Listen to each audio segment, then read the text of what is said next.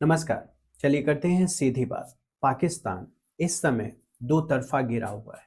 एक तरफ से बीएलए बलूचिस्तान लिबरेशन आर्मी उसके ऊपर अटैक कर रही है, उसके सैनिकों को अगवा करके 7 दिन का अल्टीमेटम दे रही है कि उसकी मांगों को पूरा करे।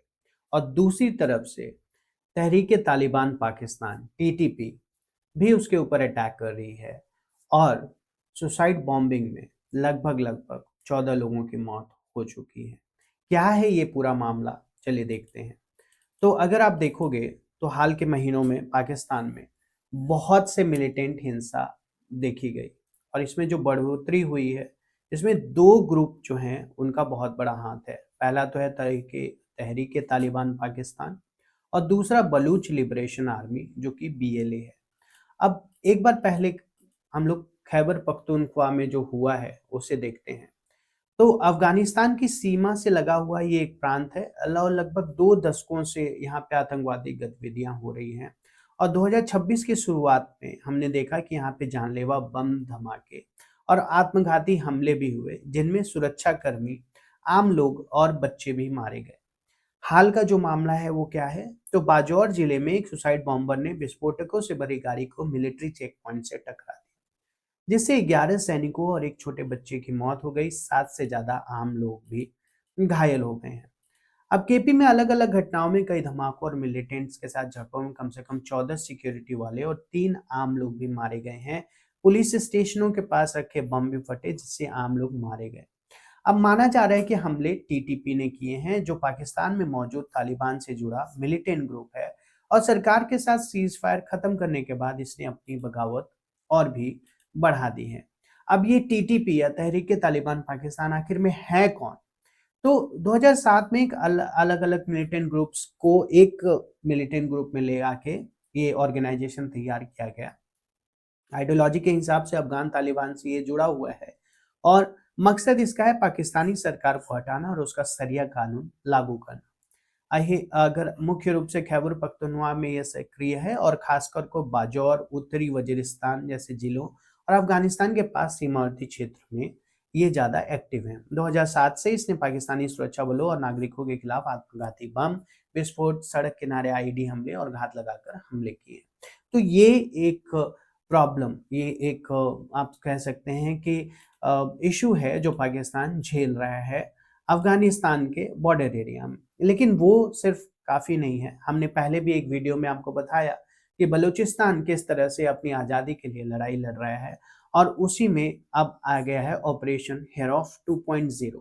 अब ये ऑपरेशन हेरॉफ 2.0 में क्या हुआ है कि बीएलए ने दावा किया कि उसने पूरे प्रांत में मिलकर किए गए हमलों के दौरान कई पाकिस्तानी आर्मी के जवानों को पकड़ा है, जिसमें से 10 बलूच पुलिस और लेवी के जवानों को तो छोड़ दिया गया है, लेकिन 7 रेगुलर आर्मी के जवानों को अभी भी बंदी बना के रखा गया है। और कैदियों की अदला बदली को लिए सरकार को 7 दिन का अल्टीमेटम दिया है। बीएलए का कहना है कि ये ऑपरेशन एक लगातार हमले का हिस्सा है और ये चलता रहेगा, बढ़ता रहेगा, ये खत्म होने वाला नहीं है। विशेषज्ञ जो हैं वो भी कहते हैं कि ऑपरेशन हेरॉफ 2.0 बीएलए का कई सालों में सबसे ज्यादा ऑर्गेनाइज्ड और बड़े पैमाने पर चला गया कैंपेन है, जो बलूचिस्तान में लंबे समय तक चलने वाले असंतुलित संघर्ष का संकेत देता है। अच्छा, अब पाकिस्तान में असल में ये हिंसा बढ़ क्यों रही है? तो खुली सीमाएं और सुरक्षित ठिकाने, टीटीपी जैसे ग्रुप लड़ाके और हथियारों को ले जाने के लिए अफगान सीमा का पास से मुश्किल जो पहाड़ियां हैं उसका फायदा उठाते हैं। पॉलिटिकल खालीपन और सिक्योरिटी में खिंचाव, तो पाकिस्तान के सिक्योरिटी फोर्स कई फ्रंट पर काम कर रहे हैं। नॉर्थ वेस्ट में वो टीटीपी से लड़ रहे हैं, साउथ वेस्ट में अलगाववादी बगावत को रोकने की कोशिश कर रहे हैं। ठीक है। और पॉलिटिकल स्टेबिलिटी भी नहीं है। आसिम मुनीर जो हैं वो समझते हैं कि वो ही किंग है वहाँ के।